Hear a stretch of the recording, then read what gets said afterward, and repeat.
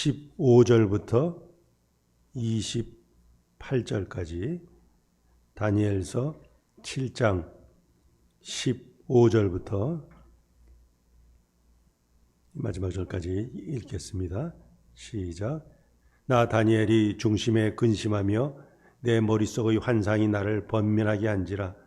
내가 그 곁에 모셔선 자들 중 하나에 나가서 이 모든 일의 진상을 물으매 그가 내게 말하여 그 일의 해석을 알려주며 이르되 그 네 큰 짐승은 세상에 일어날 네 왕이라. 지극히 높으신 이의 성도들이 나라를 얻으리니 그 누림이 영원하고 영원하고 영원하리라. 이에 내가 넷째 짐승에 관하여 확실히 알고자 하였으니 곧 그것은 모든 짐승과 달라서 심히 무섭더라.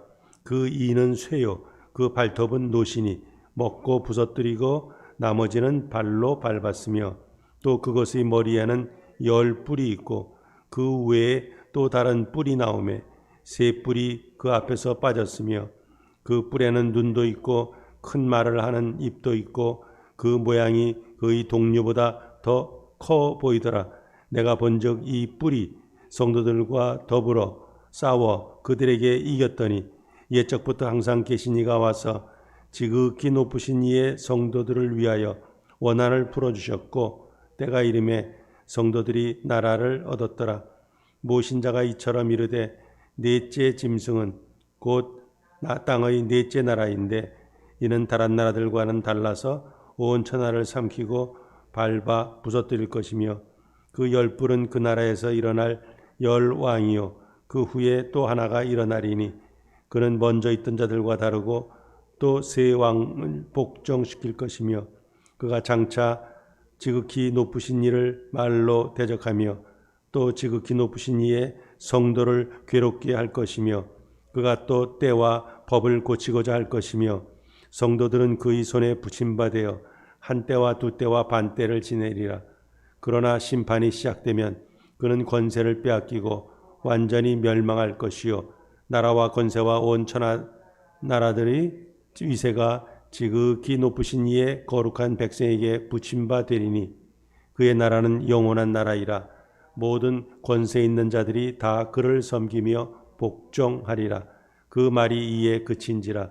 나 다니엘은 중심에 번민하였으며 내 얼굴빛이 변하였으나 내가 이 일을 마음에 간직하였느니라. 아멘. 오늘 이 본문은 다니엘이 본 그 환상에 대한 해석과 또한 그 다니엘의 반응을 보여주고 있습니다. 자, 지금 계속되는 이 환상을 지내 가지고 지금 이 다니엘은 어떻습니까? 중심에 근심하고 번민했더라 이렇게 나오죠. 그러니까 정신적으로 혹은 영적으로 혹은 육체적으로 지금 혼란이 일어났다는 거죠. 과연 이게 환상이 무슨 뜻인가? 또 이런 환상을 보면 어떻습니까? 두려움이 있죠. 그러니까 궁금하기도 하고 두렵기도 하고 이런 복합적인 것이 있다 보니까 거기 중심, 다른 말로 하면 마음이 혹은 나의 영이 근심했다 뭐 이런 의미가 되겠습니다. 16절에 보니까 그 곁에 모셔선 자들 중 하나 이렇게 나오죠. 그 10절에 보면 옛적부터 계신 이 이런 말이 나와요. 그러니까 그 옛적부터 계신 이를 섬기는 자들이죠. 하나님을 섬기는 자들 경우 누굽니까? 천사죠. 그들 중에 하나가 나와서 보통은 뭐 가브리엘 천사 뭐 이런 식으로 하여튼 그 천사가 나와서 그 말해줍니다. 그래서 17절 보니까 그 네 짐승은 세상에 일어날 네 왕이라. 그 네 왕, 뭐 바다에서 나온 짐승, 세상에 나온 짐승들 다 뭐 그런 말이죠. 하여튼 그리고 그런 짐승들 후에는 이제 하나님 나라 지극히 높으신 이의 성도들이 왕국을 얻게 되는 그런 식으로 이제 처음에는 세상에 약한 나라들이 완전히 설치다가 결국은 이제 예수 그리스도가 이끄시는 그 나라가 이제 그 모든 앞에 나라들, 세상 나라들을 이제 심판하시고 압도하죠. 자, 근데 그 18절 보니까 거기에 지극히 높으신 이의 성도들이 나라를 얻으리니 그 누림이 영원하고 영원하고 영원하리라. 우리 개역성경에는 누림이란 말이 있지만 원문에는 누림이란 말은 없습니다. 직역하면 그들은 그 나라를 영원토록 영원히 차지할 것이다. 그런 말이죠. 그러니까 거기 영원이란 말이 3번 나오죠. 강조되는 건 뭐예요? 앞으로 지금은 이 세상 나라들이 이렇게 극성을 부리지만 그러나 장차 성도들이 차지할 나라는 어떻다고요? 영원하다. 지금 그것이 제일 강조점이죠. 그 다음에 19절부터 그 20절에 보면은 그 네 번째 짐승에 대한 그 내용을 담고 있습니다. 그 네 번째 짐승의 특징은 아주 한마디로 뭐예요? 심히 무섭다. 우리 19절이 나오죠. 앞에 짐승들과 달리 아주 무섭다.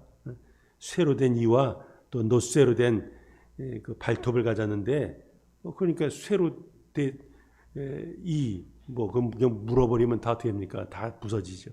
또 발톱도 뭐예요? 노쇠로 그냥 얼마나 강력합니까? 그러니까 그것들이 공격하면 아주 치명적인 그런 상해를 입힐 수 있는 그런 무기죠. 또 다른 특징이 뭐예요? 머리에 뿔이 있어요. 이 네 번째 짐승이 가진 가장 큰 특징은 그 뿔이에요. 처음에는 뿔이 몇 개 있었어요? 10개가 있었어요. 그런데 어떤 한 뿔 때문에 또 다른 3개가 빠져버립니다. 근데 그 뿔에는 눈이 있고 입이 있고 그러니까 아주 뭐 권세, 뭐 권력이 대단한 뭐 그런 모습이죠. 근데 21절 보니까 그 새로 난 뿔이 뭐예요? 성도들과 더불어 지금 싸움을 하는 거죠. 싸웠는데 어떻게 해요? 그게 이겨요. 성도들과 싸워서 이기더라. 결국 이게 종말에 관련된 말이죠. 마지막 이럴 때까지 하나님 백성들은 이 네 번째 짐승과 싸워야 하고 또 때로는 그 짐승이 이기기도 하고 그러니까 바꿔 말하면 뭡니까? 성도들이 이런 박해를 당하기도 한다. 그런데 22절 보니까 마지막 날에는 하나님 백성은 뭐예요? 이제 완전히 하나님 나라를 성도들이 나라를 얻었다. 하나님 나라를 완전히 얻게 된다. 그래서 성도들의 그 원한을 풀어주신다. 여러 가지 참 괴로움을 당하고 박해를 당하고 눌림을 당하고 그런 성도들의 아픔 그 원한을 이제는 풀어주신다. 거기 원한을 풀어준다는 말은 사실은 그 원어상으로는 이제 심판이 주어졌다. 뭐 판결을 행하신다는 거죠. 그러니까 마지막 때 주님께서 그 모든 그 악한 자들을 심판하시는 판결하시고 그 결과 성도들의 원한이 풀어진다는 거예요. 자, 23절, 24절도 마찬가지죠. 넷째 짐승 아주 파괴적이죠. 이 동사들이 뭐예요? 뭐 삼키고 밟고 부서뜨리고 그러니까 비슷한 말들을 아주 파괴적인 그런 단어들을 3번씩이나 합니다. 그러니까 짐승이 하는 일이 뭐예요? 아주 다 부셔버리는 거죠. 근데 거기 보면 그 천사가 말해주죠. 그러니까 거기 10개의 뿔은 뭐예요? 10명의 왕들이라. 우리 사실 계시록 17장에도 이게 비슷한 말이 나오죠. 그리고 이제 마지막에 등장하는 작은 뿔은 종말이 오기 전에 등장할 왕을 거기에 상징하고 있습니다. 자, 이 종말에 등장할 왕. 그래서 요한일서 2장에 보면은 적그리스도 이런 말이 나오죠. 계시록 13장에는 짐승이라. 데살로니가 후서에는 마지막 때 무법한 자 뭐 이게 등장한다는데 다 같은 맥락이죠.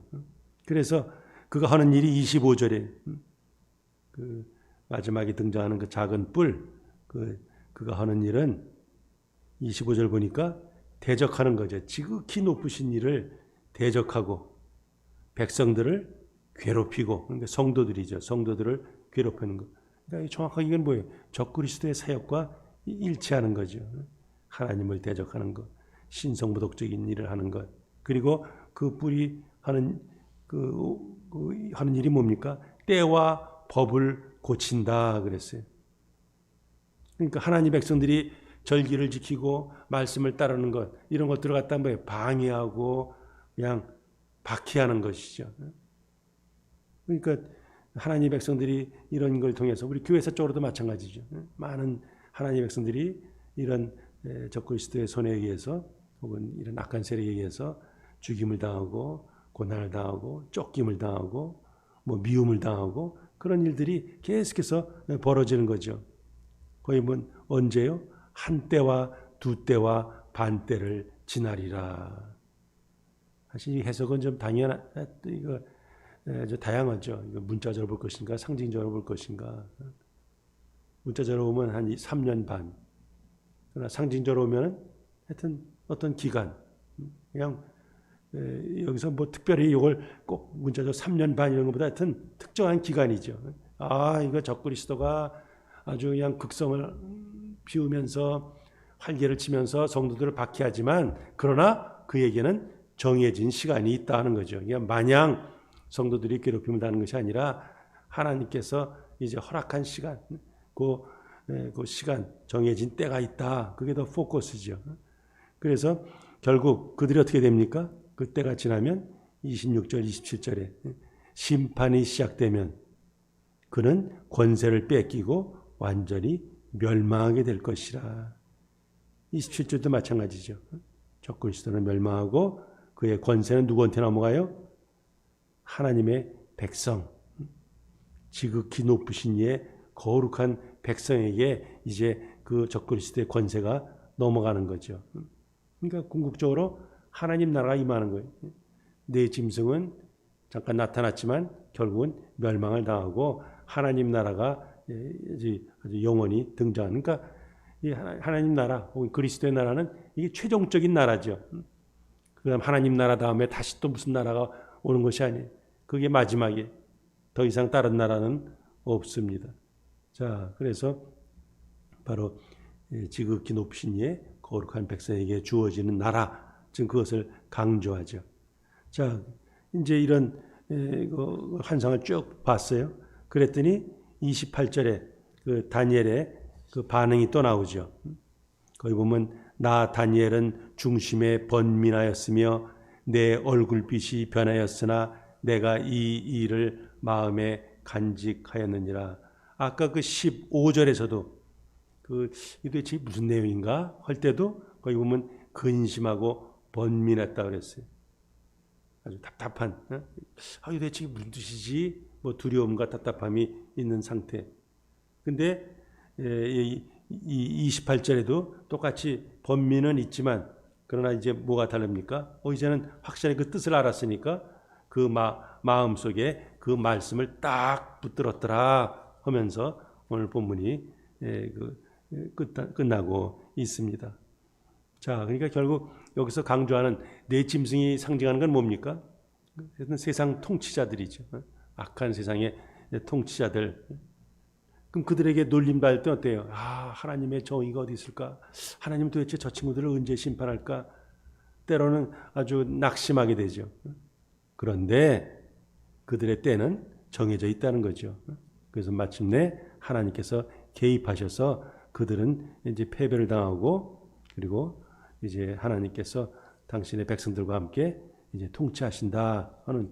그러니까 사실은 오늘 이 다니엘 이 내용은 계시록과 굉장히 아주 흡사합니다. 계시록도 마찬가지죠. 1세기 박해를 당하던 그던 자들에게 하늘이 무너져도 솟아날 구멍은 있음 하면서 위로의 메시지를 증거하고 있는데 지금 다니엘서도 마찬가지죠. 포로로 끌려온 상태에서 그들에게 주시는 위로의 메시지가 지금 장차 되어질 일, 그러나 궁극적으로는 하나님께서 이기신다 하는 그런 내용이죠. 자, 여기서 우리가 볼 수 있는 건 성도의 당연히 자세, 성도가 어떤 자세를 가져야 되는가. 원수들은 끊임없이 뭐예요? 하나님을 대적하고 또한 성도들을 아주 박해하죠. 아주 필사적으로 박해하고 못 살게 굽니다. 자, 그런 속에서 그거는 다니엘 지금부터 2700년 전에 막 있는 일인가? 요즘도 똑같은 거죠. 요즘도 우리의 성도의 삶은 영적인 싸움, 보이지 않는 마귀와의 영적인 싸움이죠. 그러니까 그런 속에서 그 옛날에도 그랬고 지금도 마찬가지고 성도들, 하나님 예수 그리스도를 믿는 자들은 여전히 영적인 싸움이 있다. 예수 그리스도를 믿어도 우리 인생의 여정 가운데 때로는 믿음 때문에도 고난을 당할 수 있음. 그러니까 오늘 이 메시지를 통해서 이것은 성도들에게 고난은, 이런 어려움은 당연한 것이구나 하는 것을 깨달으면서 아울러서 담대하게 주님을 붙들게 되는 거죠. 악의 세력은 어떻게 됐습니까? 궁극적으로 심판을 받습니다. 그러니까 모든 역사는 뭐예요? 지금 하나님의 섭리 가운데 이렇게 흘러가는 것이고 다 정해진 때가 있어요. 악한 통치자들의 그 권력이 영원한 것 같지만 결국은 다 끝에 가서는 멸망을 당한다. 그래서 한때, 두때, 반때 이런 표현을 쓰고 있습니다. 이거 봐라. 특정한 기간만 그들이 설칠 뿐이라. 그러니 성도들이여 믿음을 잃지 말라. 얼핏 볼 때 잠깐 어떤 한 부분을 볼 때는 좀 패배한 같이 보이지만 그러나 이미 예수 그리스도께서 십자가의 죽음과 부활을 통해서 사망의 권세를 깨뜨리신 것 같이 이제 궁극적으로 승리한다. 그러니까 결국은 오늘 본문에서는 성도들에게 뭐예요? 위로의 메시지죠. 악의 세력을 멸망시키는 하나님의 승리. 이건 결국 모든 세대에게, 성도들에게 똑같이 주는 말씀이죠. 이 불완전한 세상에서 때로는 환난을, 어려움을 겪지만 그러나 성도들이요 궁극적으로는 하나님이 이기신다 하는 그런 위로의 메시지를 전하고 있습니다. 굉장히 오늘 이 다니엘서, 앞으로도 8장 9장 계속 마찬가지지만 계시록과 상당히 아주 연결이 돼 있죠. 계시록 13장에 보면 바다에서부터 짐승이 올라오는, 다니엘 7장 어제도 다른 그 부분에서 마찬가지, 바다에서 네 짐승이 올라오는 이런 부분들.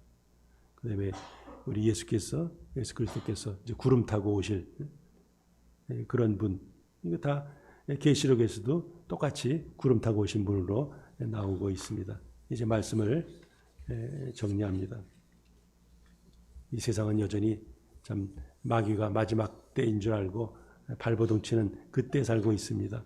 저 여러분들도 이 땅에서 여러 가지 어려움을 겪을 수가 있어요. 그러나 모든 것은 때가 있다는 거죠. 궁극적으로 인자 같은 이, 즉 예수 그리스도께서 뭐예요? 이제 구름 타고 오실 때 이 세상에 이런 왕들, 짐승은 심판을 당하고 영원한 멸망으로 가게 됩니다. 그러므로 우리 성도들은 뭐예요? 항상 예수 그리스도 그분이 궁극적으로 왕노로 타시면서 그 나라를 성도들에게 아울러 다스리는 권세를 주십니다. 그 나라를 믿음의 눈으로 바라보면서 이 세상의 시작부터 종말까지 이 모든 역사를 치밀하게 계획하시고 섭리하시고 주관하시는 그 주님, 그 주님을 바라보면서 우리가 이 땅에 살면서 때로 실패도 또 악한 세력에게 패하기도 하지만 궁극적으로는 하나님의 권세가 이긴다, 영원한 나라를 얻는다 하는 것을 믿음의 눈으로 바라보면서 낙심하지 않고 염려하지 않고 오늘 하루도 저 믿음으로 주님 붙들고 약속의 말씀 붙들고 최선을 향해 다해서 믿음의 선한 싸움을 싸우시는 성도들이 다 되시기를 주님의 이름으로 축복합니다. 기도하시겠어요? 거룩하신 하나님 감사합니다. 이 아침에도 주님을 사랑하는 귀한 주의 백성들이 새벽에 주님 앞에 이렇게 다니엘서를 통해서 같이 말씀을 보았습니다. 참 다니엘이 본 그 네 짐승, 결국 세상의 통치자의 악한 모습을 보여주고 있습니다. 그들이 영원한 것 같지만 결국은 하나님의 때에 패배하게 되어 있습니다. 아버지 하나님이여, 참 은혜 가운데 우리를 주님의 자녀로 택하시고 또 믿는 자로 세워주시니 감사합니다. 팬데믹으로 인해서 어려운 가운데 있고 또 여러 가지 상황이 복잡한 가운데 있지만 그러나 그런 속에서도 하나님은 택한 백성들을 통해서 하나님의 뜻을 이루기를 기뻐하십니다. 주님의 오른손에 붙들린 자들 되게 하시고 아버지여, 염려가 없을 수 없고 문제가 없을 수 없으나 이내 믿음을 회복해서 여전히 세상에 줄 수 없는 참된 위로와 평강으로 살게 하시고 우리가 만나는 이 놀라운 주님의 사랑을 또 나누는 자들 되게 하여 주옵소서. 오늘 한 날 생활도 주님께 기탁하며 예수님의 이름으로 간절히 기도하옵나이다. 아멘. 이제 각자 개인 기도하십니다.